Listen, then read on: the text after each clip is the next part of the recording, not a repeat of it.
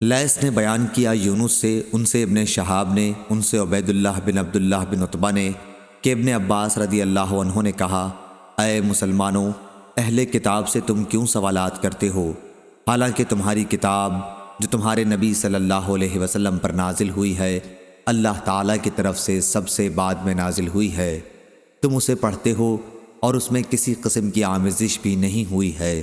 اللہ تعالیٰ تو تمہیں پہلے ہی بتا چکا ہے کہ اہل کتاب نے اس کتاب کو بدل دیا جو اللہ تعالیٰ نے انہیں دی تھی، اور خود ہی اس میں تغیر کر دیا، اور پھر کہنے لگے یہ کتاب اللہ کی طرف سے ہے۔ ان کا مقصد اس سے صرف یہ تھا کہ اس طرح تھوڑی پونجی دنیا کی حاصل کر سکیں۔ پس کیا جو علم قرآن تمہارے پاس آیا ہے وہ تم کو ان اہل کتاب سے پوچھنے کو نہیں روکتا؟ اللہ کی قسم، ہم نے ان کے کسی آدمی کو کبھی نہیں دیکھا کہ وہ ان آیات کے متعلق تم سے پوچھتا ہو جو تم پر تمہارے نبی کے ذریعے نازل کی گئی ہیں۔ صحیح بخاری حدیث نمبر 2685۔